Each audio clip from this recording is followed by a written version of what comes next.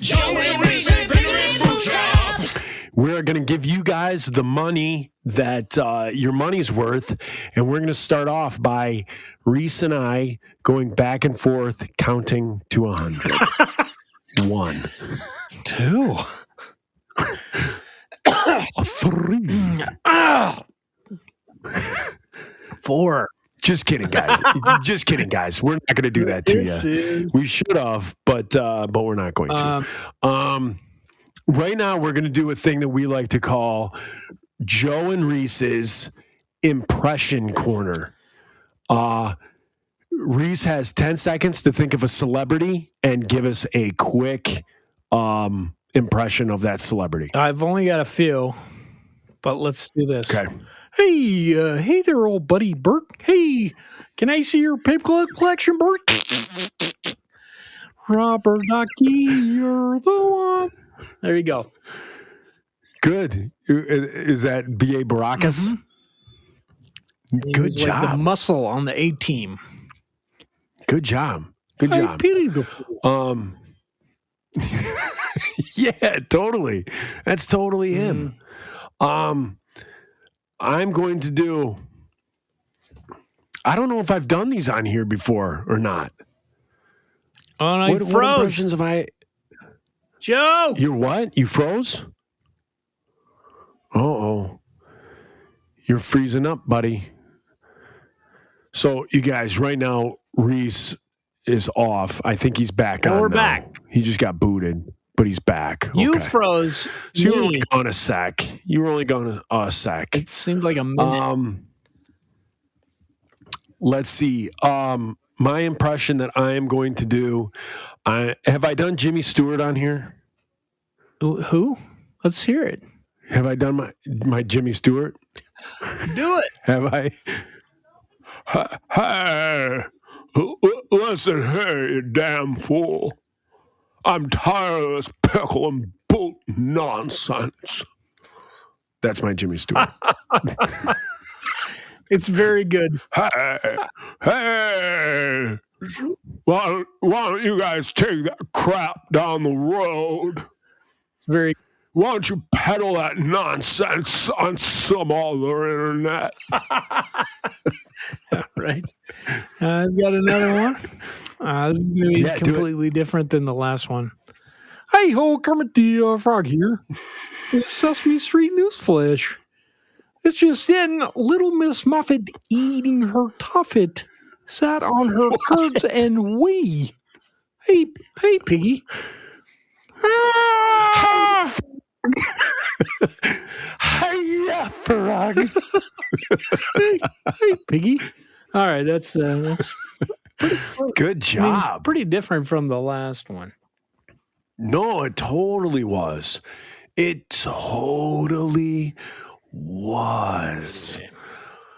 What's your favorite Muppet movie? I think my favorite is the Muppets Take Manhattan. Muppet Take Manhattan? The new one's really good. Both the new ones. The new ones are really Yeah. good.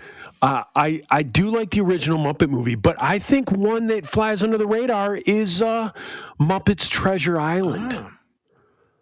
I'm a fan of Muppets Treasure Island. I think that works. It does something for me.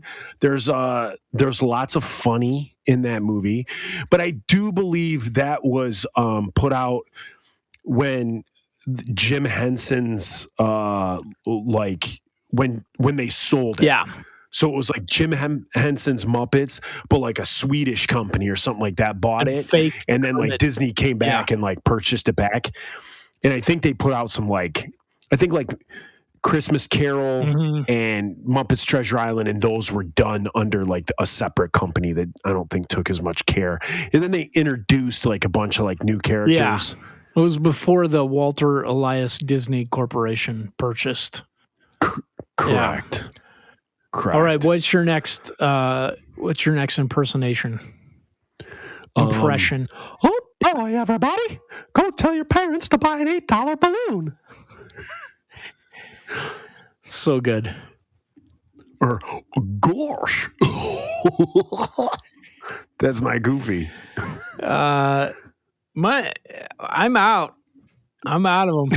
I can do one, but it's like a very specific thing. It's just like, like if you go out, like if you go out to expensive restaurant with Christopher Walken and he gets the bill and he's like, wow. That's it.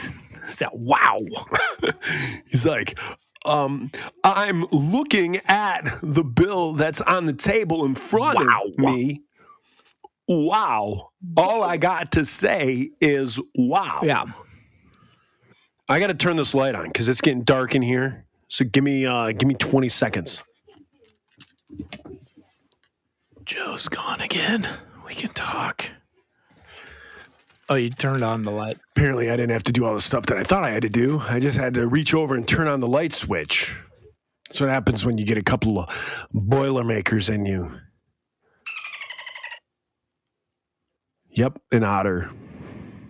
I could have trained an otter to turn the light on. You should have. Quicker than it took me. Yeah. This is the one I wanted. Winning. Winning. It's winning. Of course. I wish that would have been when they announced the Insiders as the 1999 Dove Award winning band for Hard Rock Song of the Year. I wish it would have just went, winning. Maybe if you get invited back to the Dove Awards, you could just have that soundboard ready. When are they going to do best podcast category? I don't know. Ladies I have and a feeling gentlemen, that we're if you in guys the are from, running go. Here's a couple of things. First off, if you are listening to this, get a hold of the Gospel Music Awards and let them know to have best podcast as a category and tell them that you need us. All right. The second thing I want to tell people is you guys did what we asked. And if you're tuning into this, I'm going to tell you what it is, and hopefully you can help us out too. But if you go to Apple Podcasts or if you go to Spotify, people have put down reviews for us, and they are freaking hilarious. Yeah. Like, ladies and gentlemen, you guys blew me away with the reviews. I've been reading them. Keep that going, man. As clever as the I Hate 5 Iron Frenzy Facebook page used to be. See what I did there? You need This is better. This is better. You need to use your writing talent and your humor to write reviews for our podcast. They're fantastic. I just want people to be like, dude, I've never even listened to the Pickle and Boot Shop. I just read the reviews. It's like the Craigslist Lost Encounters. You know? Do you ever read those? Yeah. Those are some good ones. And it's like doing that. You could just spend minutes reading reviews on the Pickle and Boot Shop. They're hilarious. Hilarious. Wow, that was very Ed McMahon of you. Yes! I thought you were going to keep going and talk for a moment, and you were like, hilarious. I'm worried. You just repeated my last word. I'm still worried about this microphone because I'm talking into the side of it. Does it get better if I talk over here? Like, hey, I'm on top of the microphone talking. What about? No. Damn. No, it's the same. It's got one of these giant hats like that they wear in England. It's got one of those on it. Like if you're, they call those like the Mike condom. Beef eaters. Like the Mike They're condom. the beef eaters. Yes. It's got a beef eater hat. How'd that name come about? I don't know. I wonder if those guys have that is weird. There's a restaurant in Detroit. It used to be very big. Now they've closed them all. There's only maybe a couple left. It's called the Beef Carver. And I guess it has nothing to do with the beef eater. But it's called the Beef Carver, but that's a good restaurant. It sounds good. It's cafeteria style. I want to go to a cafeteria so bad. Yeah, it's cafeteria style food. Like you go in there and you grab your salad if you want salad, like everything, and you put it on your tray. And then when you get up, obviously they price out everything that's on the tray. Do you guys still They're have known them? for their. Is there cafeterias anywhere still in Michigan? Yeah, just that. The Beef Carver. Yeah, that's the only cafeteria. I mean, Unless you call do you consider like Chipotle and stuff No. like that, like cafeteria style? Absolutely I not. didn't think so. No, the cafeteria, Okay. you go and So- you're just like, I want that Salisbury steak because that's ubiquitous. Exactly. It's everywhere. There is the Salisbury Yep. steak, and you want it because it's good. Yep. And then there's just like a bunch of vegetables that your parents make you try. And then you finally get to the end, and there's a thing with, it's like 18 different pies. Yes. And if you eat your Yes, and food, you can eat pudding. all that. I want that back. So the beef carver has like the salad portion. So you can get a salad, you can get like fruit, you can get cottage cheese and fruit. Ugh.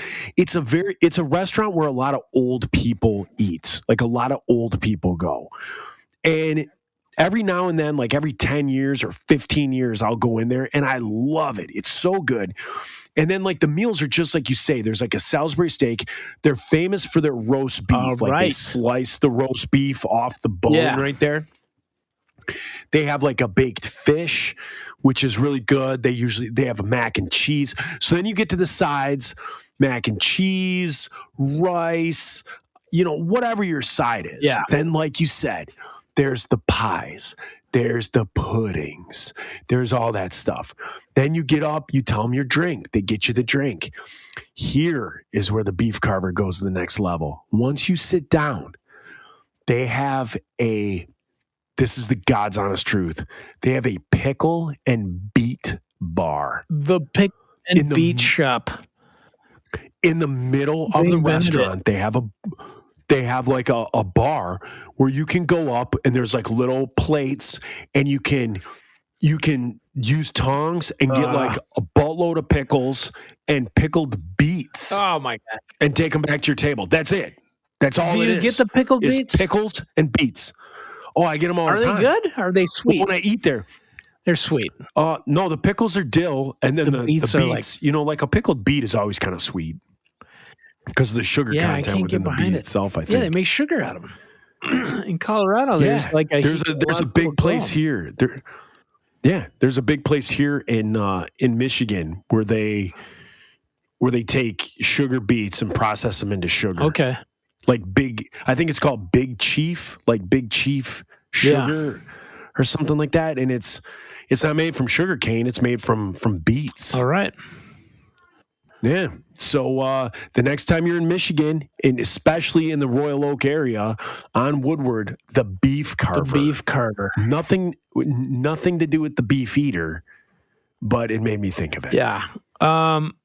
So have you ever been to one of those it's like is it Argentinian steakhouse or Brazilian steakhouse where they Yeah. that's Yep. like the I've been modern to like the closest thing. Texas Day Brazil. Yes, we have that here. And they come around and Yeah, it's like Texas a Day sword Brazil. and they give it to you. Yeah. It's good. And then there's also one called Fogo de Chao. Uh-huh. So like around here we have Texas Day Brazil, Fogo de Chao, Yeah. and then we have Gauchos. Yeah. And those are like the three Brazilian steakhouses. Yeah. My sister actually booked. Let's just talk about how you have My everything. sister actually, because Detroit, man, we got the big three here. So there's like a lot of wealthy people. Mm-hmm. People don't realize this about Michigan. In Oakland County in Michigan, it's like one of the most expensive like counties in the country. Really? And so we have like the big three. We have Ford, Chevy, and Dodge. Mhm. And so we have all these executives, all these whoever. So anything like all these like restaurants, everything like that, they bring them here to Michigan to get the auto dollars and stuff like that. So yeah, it's nuts. Yeah, we don't have that where I live. We actually did reservations. My sister called in reservations for Mother's Yeah. Day. We're going to Fogo de Chao because our whole family is keto. So that's the place. we all eat keto and all that stuff. So we go to Fogo de Chao, boy, and we put down that meat like it ain't nobody's business. My mom goes in there and people are like, oh, this lady, we're going to rip her off because by the time you pay the bill and, this lady's not going to eat anywhere close to the amount that we charge for that meal. Dude, my mom puts it down. My mom puts it down like chicken breast and then like the garlic encrusted sirloin, like all this stuff, sausages. Oh my gosh. Last time me and my brother-in-law stopped eating, we were like, we're done. You take that little coin and you flip it over from green to red to say, hey, stop. Nope, my mom just kept that thing on green. They'd come by like, oh man, would you like some more bacon encrusted, like, whatever, lamb? And she's like, yep.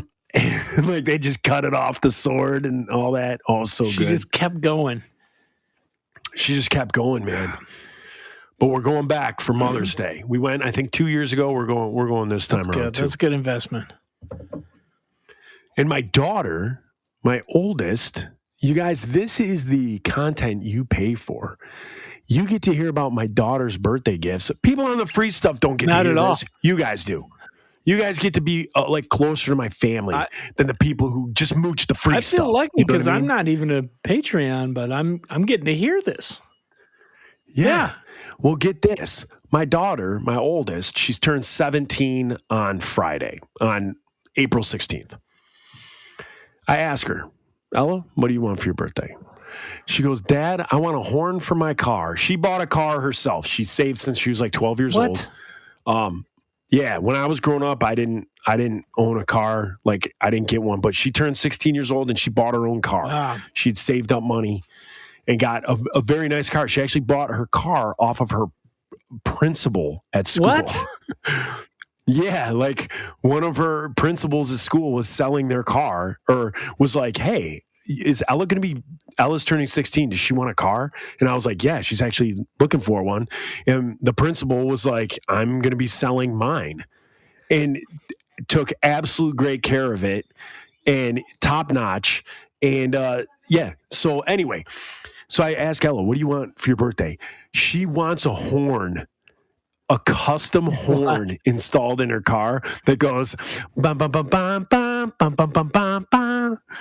And so I found it. Like I went online and I found a horn. And I found the horn that it has like 30 some custom songs.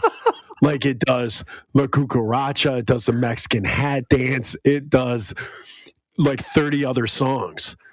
And then it also has a keyboard on it that you can play. If you could play piano, which she can, you can actually play your own songs. Where do you store the keyboard? It goes inside the car. So with you have the keyboard and it attaches like to the dashboard and then the wires run up to the horn that is then fixed to the engine. And I actually bought a bigger horn. So the horn that it comes with didn't have the greatest reviews. So I bought like a bigger, better horn. And then her best friend's dad he's a friend of mine too, but her best friend's dad runs one of the biggest like car places in the area. I'll give him a little shout out, little Top Tech. So Rob Remick. And so Ella had told Rob this, and Rob's like, Ella, if you get a horn for your birthday, I'll install it in the car. Oh my gosh. So yeah, so she got it. Perfect. So, yep, my mom bought it for her, and she's going to have that installed. So she's going to have the La Cucaracha. I need a link to this because technically, if you could get Yanni or John Tesh to ride around in your car, they could compose new works or give a concert on your horn. Yes. I need it. So, in the end game, in Marvel Endgame, at the very end, like the big battle, and they're trying to figure out what's what, and they're trying to figure out where the brown van is. Yeah. And Ant-Man like hits his alarm and it goes bum, bum, bum, bum, bum, bum, bum, bum, bum, bum. Ella, when she heard that, she's like, oh my gosh, how awesome would that be to be your horn? And I was like, it can. It's just a custom horn. And she was like, what? I want that. So she's getting it for her birthday. Oh my gosh. And she's her grandma bought it for driving her. it to school. And she's going to.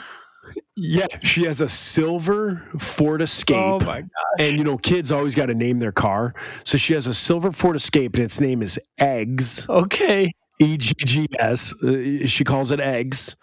And because of her license plate, a combination of the letters sounds like eggs. And so she calls her car Eggs, and it's going to have this custom horn. Perfect. I think my daughter's going to be the coolest kid at For school. real. Yeah. Yeah. Yeah. Yeah. And she's like 1,000% like unashamed. In fact, I think I'm going to program some unashamed songs in it. How many songs can it store? I don't know how many it can store. It plays 32, and then Custom I think songs is what we're I think you can do like 5 to 10 custom. So yeah, good times, guys. I feel like we should maybe make this like the $100 award for the Pickle and Boot Shop. We'll program it for you with yes, songs we made up. yes, 10 songs. Joe and I made up. like our theme song, like Stay for the Squids. Yeah, people. This is the kind of forward-thinking podcast you have subscribed to. Yeah. I mean, I don't want to make you feel bad because you didn't give us $100 because that's not even an option. Right now, what you've given us is already obscene. Already, it is just spitting in the face of reason. You shouldn't have done it, but thank you. Yeah. And you know what else we're looking for, guys? Since you guys are our paid people, this is what we want to do. We want people to post on Facebook or Instagram or whatever as though you're like anonymous, different people wearing different masks. And if you fact check something maybe that we said that might not be fact checked worthy, right? Or you want to call us out on something, post it on Instagram and hashtag us or tag us or whatever, and do like something where you have a mask on, where your voice is distorted, and you call us out on something or do something like that. We would love for our fans out there, our friends out there, to call us out and fact check and do all that Instagram, stuff. Facebook, Twitter. Any of the above. Zynga. If you can do it on Zynga. OnlyFans. If you're going to do it on OnlyFans. I don't even know what this is. Like I read the headlines of news articles and I'm like, this seems like it's about naked people. You know what? I think OnlyFans, I think all it is a paid YouTube. Oh, okay. Like people can go on there. Like people can do like we could do an OnlyFans. It's just basically. Do we have to wear clothes though? It's optional. Okay, just to clarify. Yeah. So OnlyFans, like there are people that use like nudity and stuff like that to gain their money, but there are other people that I think do like gardening or recipes and things like that. Right. And you can pay, $3 a month and you get so many recipes and they post videos on how to like do it and stuff like that. But I think OnlyFans gets the most attention for the lewd aspect of it. That's all. That's all I thought it was. You know what I mean? Wink, wink, nudge, nudge. You know what I'm getting at.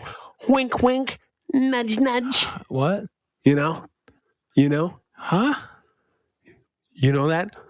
Wink, wink, nudge, nudge, elbow nudge. I wish you guys could see the video because Joe is doing some really quality winking and nudging with his elbow. Yeah. I try, man. I try. Yeah. I got a question. I'm feeling better, Reese. I'm so glad you are feeling better because last time I talked to you, it was like a little bit, you looked like this. Your eyes were squinty. Squinty. You looked squinty. Squinty. And now you're just more like funny. More like wah, wah. Yeah, it was like that. If we had a soundboard, we could make that sound. Yeah, sad just trombone. Sad trombone. Womp, womp. You know, we should have flown Dennis Yeah.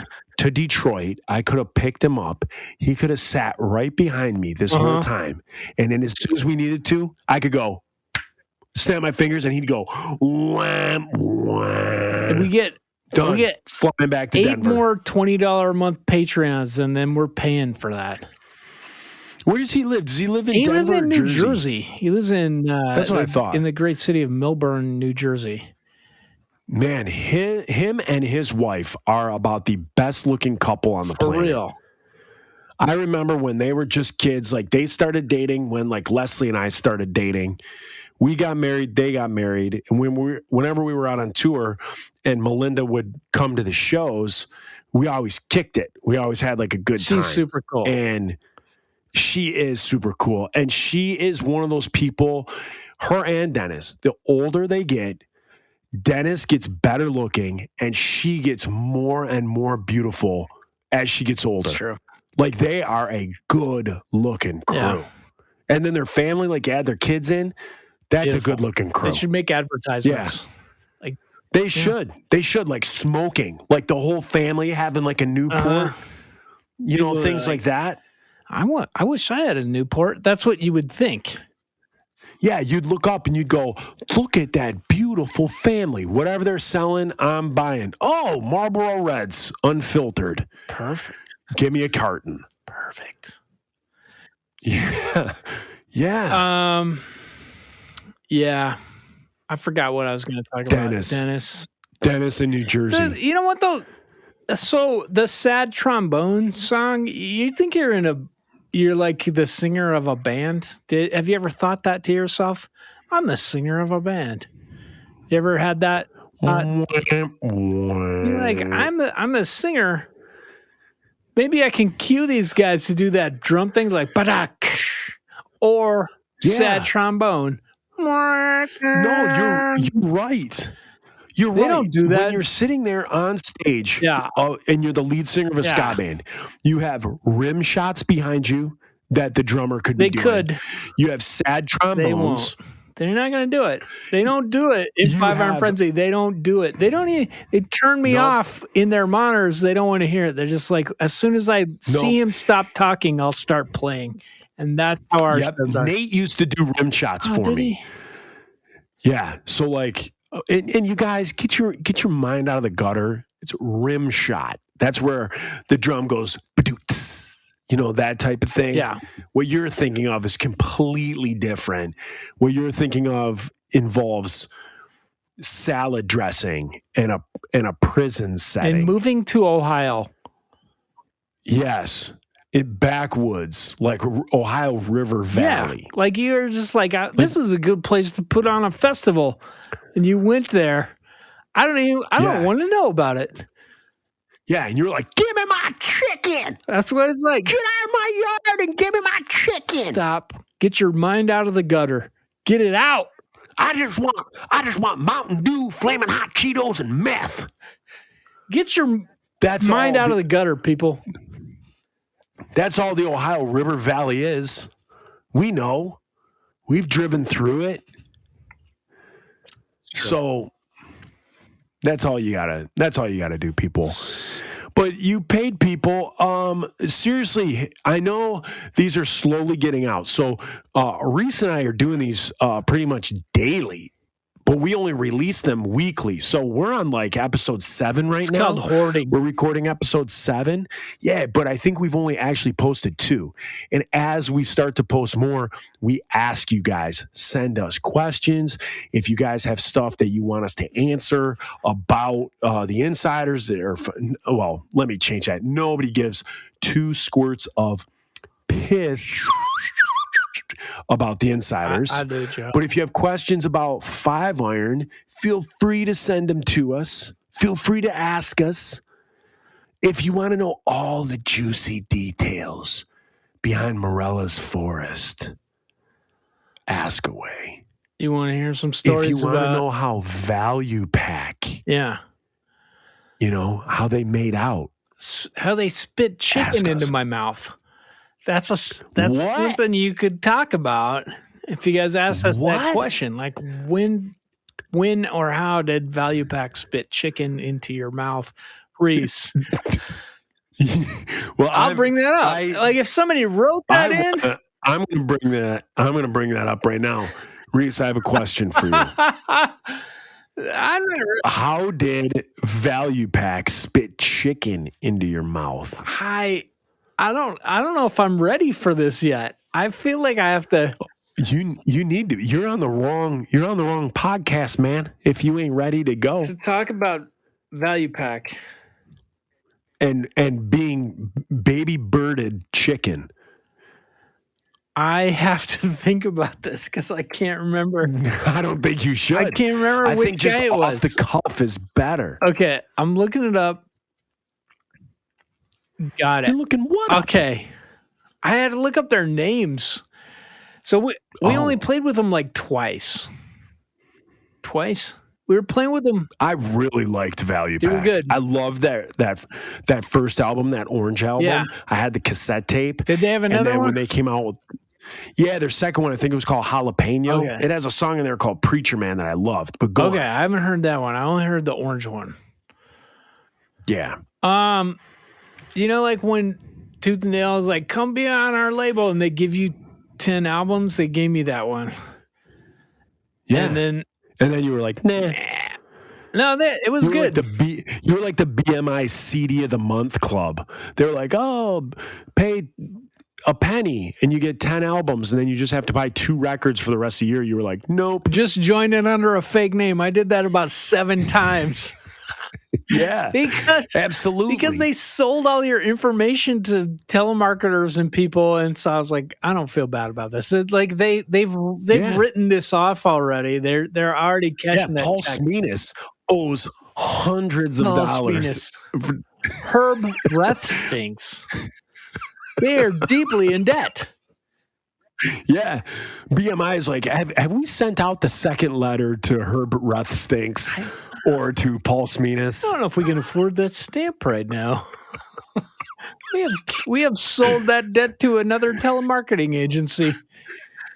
So, so what's up with chicken being spat? Yeah, so this is how I remember it. We played in Phoenix with Value Pack, and this might have been the second or third time we had played with them. I think we only played with them twice. They at the time, I think, were bigger than us, so they were supposed to headline. I don't think that ever happened, but okay. I think they were supposed to headline, and then somehow they got offered on the same night an opening slot with Blink-182. Okay. Right. So that seems like a big deal. I think it went straight to their heads. So they then asked if they could open and we could close out the show. And it's not a big deal. Like Phoenix, we got to a point where we started having big shows, but this was just like some show. We were pretty young at a church in Phoenix. And, you know, like it was cool because we could drive there from Denver. We were on, I don't know if we were on tour. I think we were. We drove, I don't think we drove down there, but like. How far is Phoenix from Denver? 16 hours. It's if you drive the speed. Oh my gosh. Like that's not, I thought you were going to be like, no, nothing is close 5. to Denver. Nothing. That's the thing. Like it doesn't seem. All you guys, you had it so easy because you just be like, yeah, we can go to Columbus tomorrow, or we could probably play this other place. We could just Chicago's 4 hours away. Canada Nashville's is 8 like hours 30 away. minutes from you. You could just do that. 12 minutes. 12 minutes to Canada. I could be in Canada in 12 minutes. So in Colorado, the next biggest town that you can get to, like if you're in Colorado on the Front Range, like you can be like Fort Collins, Denver, Colorado Springs, Pueblo. Then, and I guess Cheyenne, you could make it to Cheyenne. We played there once. It's not a very big town, but like. But their Arby's is legendary. Horizontal slice. If you want to go from Denver to someplace, it's at least 8 hours to another town. So like to Omaha, or Lincoln, or Salt Lake City. Albuquerque, I think, is 8 hours. Phoenix is 16. Jeez. Amarillo, I think, is 8 hours. Amarillo. Casper, Wyoming. Amarillo. Anyway, we were playing in Phoenix with Value Pack. And because they were opening for Blink 182, they also decided to open for us. And I don't know what was in them. They were very excited about opening for Blink 182. Someone put a nickel in them. Yeah, this is like 1998, 97. It's exciting to be like Blink 182 was the coolest band in the world at that point, and they were opening for them. Heck yeah. So I dare I say they still are. I love me some Blink 182. But I think it was Ryan, the singer. He was eating chicken. We were backstage eating. I think it was like Kentucky Fried Chicken. He's eating the chicken. And I think he got like a scratch on his throat. Like something happened, like tickle or something. And he's coughed a little bit. But just decided like we are the biggest shit in this room. Like we are Value Pack and we are on top of the world right now. We're about to open for Blink 182. He just started like spitting the chicken and it was like a sprinkler head. Just him just like spitting chicken. Oh. And it went straight in my mouth. Oh. KFC. ABC like, chicken. Right into my mouth. And the other guys in the band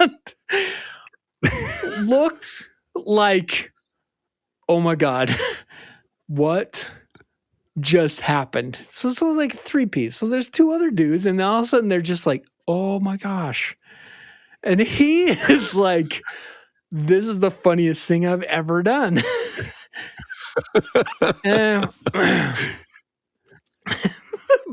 Their bass player just goes, what is that dude's name? Sean, maybe. He just goes, maybe. He just goes, like his eyes were so wide. He's like, what are you doing? It was so funny. It was like I knew as it was happening. I was like, did you like puke? Were you like, no, I just kind of like out the chunks of chicken. Yes, I did spit it right out. Like I spit it out. It was gross. The Colonel's original recipe. But that's disgusting. No, but like what a good story. And then I don't remember what happened after that. It was just awkward.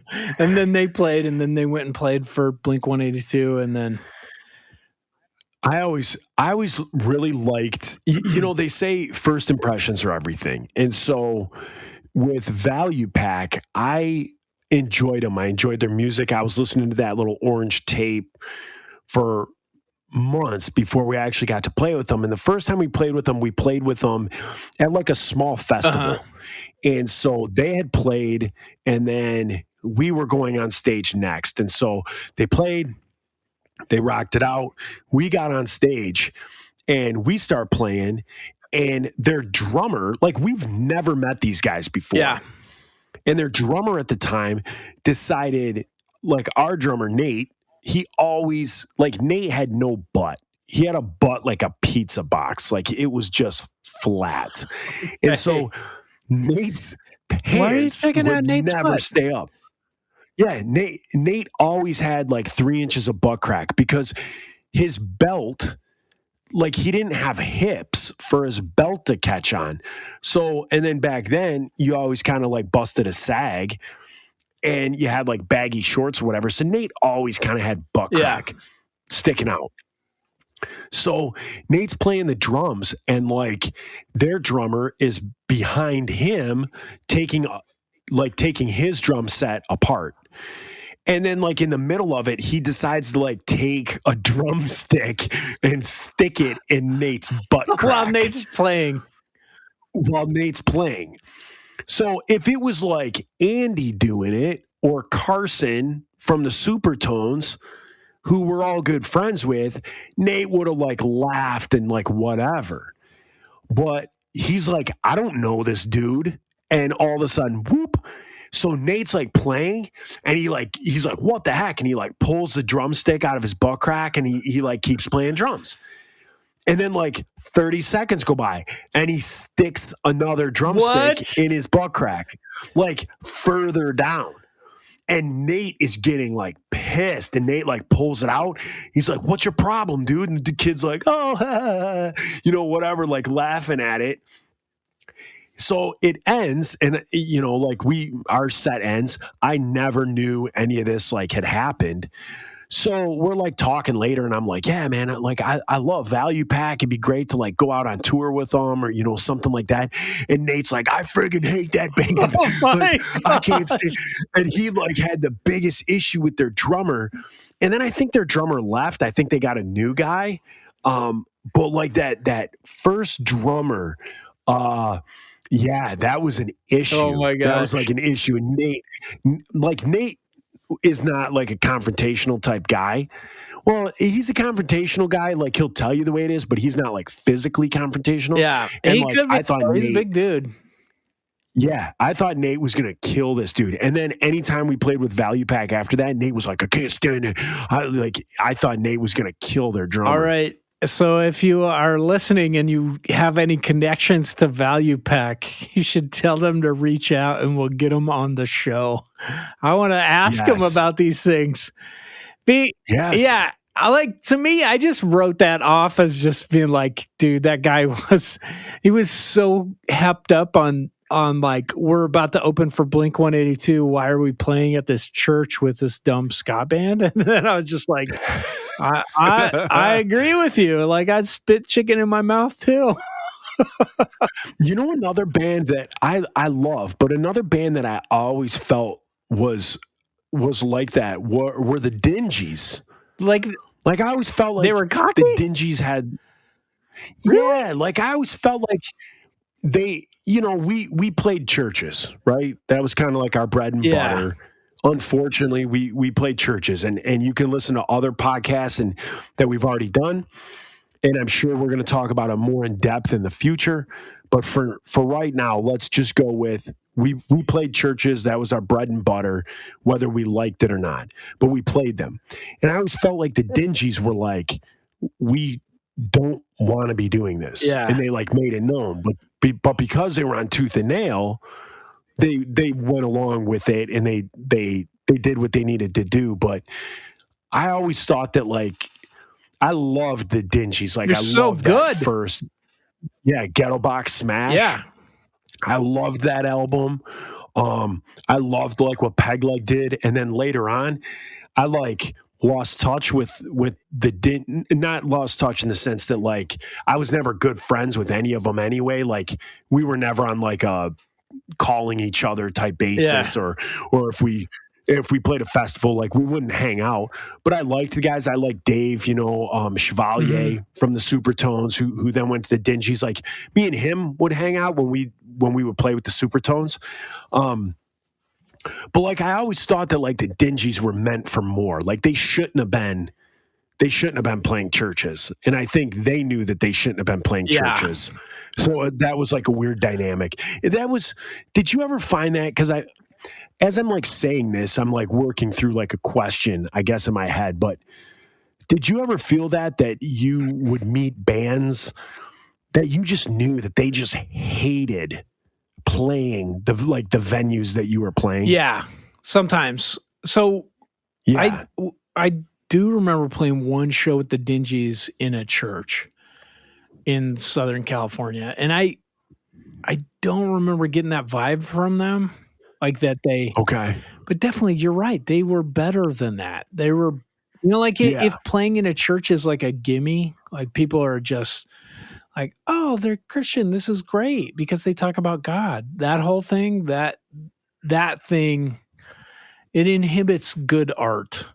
And I Yeah. think bands resent that. So the Dingies, I do remember playing with them at church, didn't get that. And honestly, like hands down, Ethan Luck is who was their drummer. He's Yeah. like the best musician I've ever seen in my life. He's like Dave Grohl. He can play anything. He sings well. Yeah. He plays drums Yeah. freaking amazing. He plays guitar well. Yeah. He plays bass. He plays laptop steel. So I'm supposed to be in a band with him right now, except I can't write the lyrics. Like he's so Yeah. good. Well, I just said yeah. Yeah. Wait, what? So we're talking about doing when Five Iron was breaking up, we were going to do a super group, Guerrilla Rodeo, and we're talking about doing it again. So he's writing stuff, nice. and I have to write lyrics. It's just that I'm also busy. Have you heard his like ska reggae album that he Ethan put Luck out? and the Let It Intruders. Burn? So good. It's so good. Yeah. And so, ladies and gentlemen, like if you're listening, you need to open up your Apple, Music or Spotify or whatever. Look up Ethan Luck, Let It Burn. It was an album that he did. I believe he did a Kickstarter project for it. It is from beginning note to end note, one of the best, like ska reggae. I'm not talking like punk ska, Insiders, Five Iron, Money Buddy Ball. I'm not talking that. I'm talking legit reggae ska, Bob Marley and the Wailers, Toots and the Maytals, like folk reggae. I mean, it is great. So if you guys can listen to Ethan Luck, Let It Burn, that album. It's one of my favorite albums. Absolutely one of my favorite albums. Very good. So it is very good. And I don't know how much Ethan wrote for the Dingies either, but I know he wrote a lot of the latter Supertone stuff. And then he was in Reliant K. And he wrote stuff there. Was he yeah. really? He's so good. He was in like Kings of Leon too. Yes. He was like the guitar tech for like Kings of Leon. He's so talented. So, yeah, he is. Here's the thing with Ethan Luck. So Ethan Luck, I met him early on, like when he was playing with the Supertones. Mm-hmm. But to tell you the truth, I did not remember him. I didn't remember him. It wasn't like a connection, like a really good friendship that was made. He was playing guitar with that right? guy. Yeah. But that guy is so amazing that whenever I would see him and he would be in a different band, like every time I saw him, I'd be like, who is this guy? And he would talk to me like we had been best friends since childhood. And he became this dude that finally, when like, I don't want to say the tables turned, but what I mean by that is like when here I am like in the Insiders and the Insiders are going and like we're getting bigger and we're playing main stages and stuff. And then Ethan was always in like the next up and coming band. Like he would be like the guitar player for Reliant K. And then when like Reliant K like hit it big, like he would jump ship to another band. So he was always in like the next big thing. But he was never like he's been in Demon Hunter. Oh yeah, he was like he played for Demon Hunter. Yeah. So he's been in like all these like amazing bands, but he jumps ship. And so, it finally got to the point where like here I'm home, I'm, working at my 9-to-5 job and the Insider's like a long gone, memory from the past. That's the easiest way for like people to just get forgotten about. And all of a sudden, like my Facebook like lights up and like Ethan's commenting on stuff and he messages me about things and shoots the breeze with me and like keeps that line of communication open. And I swear I've become better friends with Ethan Luck post Insider's career, like being just Joe Yerke, dad of Ella and Mia Yerke. I've become better friends with him than when I was touring and like when I was in music. Like we talk more and stuff. That's awesome. Again, like I said, when he came out with Let It Burn, phenomenal project. So absolutely phenomenal project. You guys will love it if you listen to it. But Ethan's a fantastic dude. He is like what's crazy is probably like in terms of like Christian rock, He is like the go-to studio guy. Plus, he's been in all these bands, but he's also the coolest dude. He's so humble and like just so nice and funny. Cool. He's a cool dude. So when's this Gorilla Rodeo happening? Oh, jeez. I gotta write lyrics. This is my problem. Is I just finished writing for Five Iron, and then I'm trying to finish this other album that I'm doing, and I can't finish the lyrics for that. So I like my brain won't allow me to just shift gears to be like, oh, I'm going to write for this album now. I'll do it, and then I'll be like, oh, I've got to. Dude, I could not write an album. I wrote the first song that I've written in 12 years last week. Like, little inspiration. It's like riding a bike. I had zero inspiration. It's like riding a bike. You just got to get back in practice, and you can do it. I guess, man, but I sat down and started writing, and then it was just flowing, and then done. But like I don't really have like it's more of a poem, like reading it. It's like in poem form. So I got to find like the right song. I text you like, hey, if you have some throwaway song or whatever, maybe that I could throw some lyrics to. Like I'd like to try and flesh this out a little bit. But I think like whenever I write songs, like if I'm playing guitar and I'm like singing along, everything goes like punk. Yeah, like everything turns like punk ska, and I like. For this that I wrote last week, I don't necessarily want that genre. I want to grow up a little bit and maybe do something a little different. But yeah, we can talk about this. There's ways like that I've found to like get out of ruts that you're in writing. So sometimes it's just changing instruments. So like on GarageBand, there's like that you can pick where you just kind of touch the guitar strings, or you touch the piano and it'll just play chords like in a certain key. Switch that up. Like just try piano. Yeah, maybe I should. Just be like, I'm gonna just do this, and I'll just put down some piano and see what that sounds like. Or use those fake drummers on GarageBand and try a different style, and then try a different instrument and use that.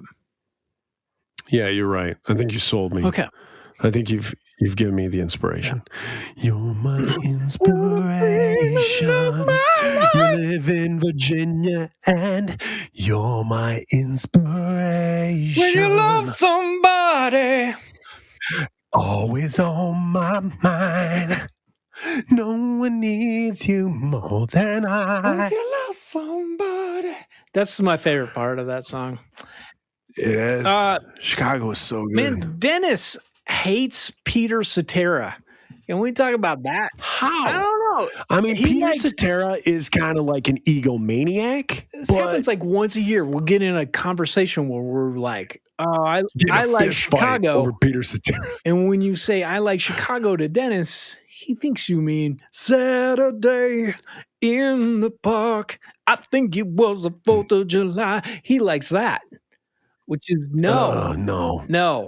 Peter Cetera. But Peter Cetera, like, oh man, those are some stirring ballads. So good. Yeah. Yes. Absolutely. I don't want to hear Chicago unless Peter Cetera is leading the other guy. There's like a guy that came after Peter Cetera went solo, and they were just like, whatever, next keyboardist we get, he's going to be the next singer. And then they moved that dude in after Peter Cetera, and he was like the same. He's good too, though. And then Peter Cetera's like, you know what? Yeah, I might as well sing the lead for Karate Kid Part 2. I am a man who will fight for your honor. Then I'll be the hero you've been thinking of. He did a duet with Amy Grant. The next time yes, what was in love, I know better what to do. Ooh, the next time I fall. This is quality entertainment you guys are paying for here. That was just you hitting one of those notes was well worth the Patreon. Speaking of that, people, we have come to the end of the extra hour that you guys get.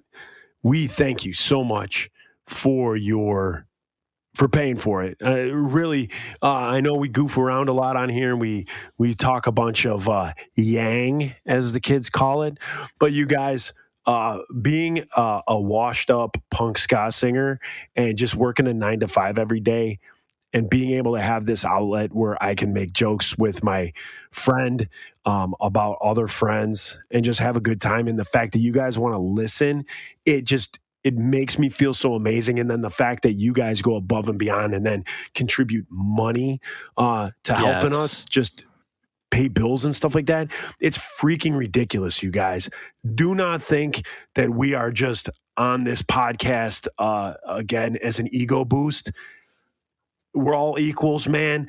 Be a part of the show. Help us if you have an idea. Let us know something you can do. Do an Instagram post. Do something where you can incorporate and be a sideshow of part of this, or whatever you can, man. Again, ask us questions. Give us topics to talk about. Yeah. We just want to be an open conduit to just be able to bring entertainment and nostalgia back from the 90s. Yeah. For me, it's just good. My wife made me move to Virginia, and I don't have any friends here. So I have a friend now, and his name is Joe. And I get to talk to him. You've got a friend. Wasn't that Karen Carpenter? Maybe. You've got a friend. Was it Carol King? I'll tell you what. You want to know what is an underrated, if not little known, movie soundtrack that pretty much from beginning to end is amazing? Disney's Piglet's Big Movie. Okay. I was not expecting that. Okay. Exactly. The entire soundtrack was written by Carly Simon. All right. Phenomenal songs. Check it out. I will. It's like chill music, right? It's just chill. Carly Simon wrote these songs in like the 2000s. Like Disney was like, hey, who haven't we heard from in a really long time? Carly Simon. Hey, here's a bunch of money. Can you write the soundtrack for Piglet's Big Movie? Incredible. And it's great. Okay, I'm going to listen to it. Yeah, do it. It's really good. You're going to be surprised. There's a bunch of songs that's like stand out with a few good friends and a stick or two. Okay. That's a good one. It's a good one. I'm going to listen to it. We can talk about it next week. Also, you guys could listen to it and write us, tell us your impressions. Yeah. Also, if you have, well, they're not going to get this next week. It's true. We'll still talk about it next week. They're going to get this in 5 weeks. And then we'll talk about it then. We'll talk. Just write us.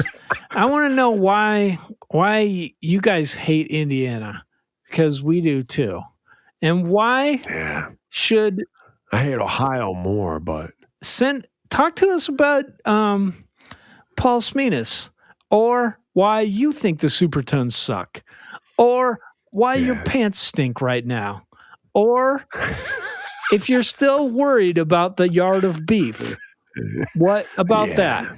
Or buy us a yard of beef. Yeah. These kind of things are...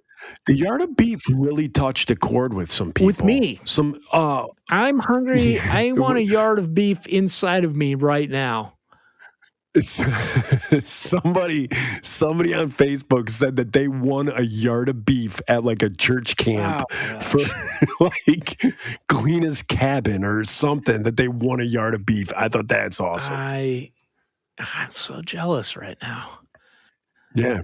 You know what I want? Colonel of the Urinal. Oh, Joe. Did you put that on your resume? Yeah. There was Queen of the Latrine or Colonel of the Urinal. Oh my gosh. It sounds like you got a demotion when you put it that way, because you're just like, I should be king of the something, but I'll be Colonel. I will serve this lady because she is the queen. I will do it. Jeez. All right. Okay. Well, let's end it here, ladies and gentlemen. We will see you next week on the Pickle and Boot Shop, Diabolical Brainwashing Machine, episode 8. I think is going to be our next one. So Yeah. I'm going to leave you. The last thing that I say. I don't know how much longer Reese is going to talk after this, but what I'm going to leave you with is this. I don't know if I can say anything after that. I was going to say, come for the pickles, stay for the boots. Or the squids. All right. That's it. Love you guys.